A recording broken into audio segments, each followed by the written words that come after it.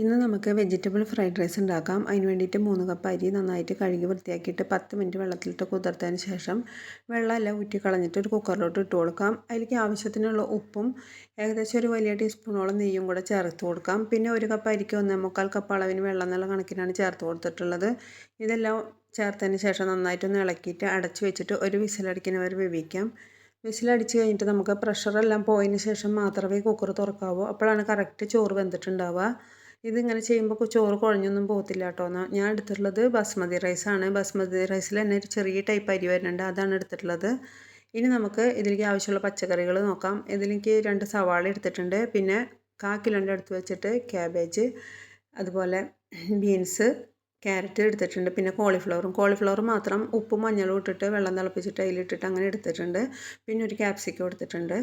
ഇനി നമുക്ക് ഒരു ഉരുളി ചൂടാകുമ്പോൾ 2 ടീസ്പൂൺ നെയ്യ് ചേർത്ത് കൊടുക്കാം. മൊത്തത്തിൽ നെയ്യിലാണ് ഉണ്ടാക്കുക ഇഷ്ടമെന്ന് വെച്ചാൽ അങ്ങനെ ഉണ്ടാക്കിക്കോട്ടെ.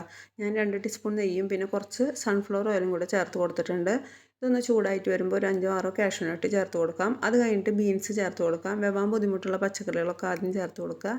ബീൻസ് ചേർത്ത് നന്നായിട്ടൊന്ന് വഴറ്റിയതിന് ശേഷം ഇതിലേക്ക് ആവശ്യമുള്ള ഉപ്പ് ചേർത്ത് കൊടുക്കുക. അത് കഴിഞ്ഞിട്ട് ക്യാരറ്റ് ചേർത്ത് കൊടുക്കാം.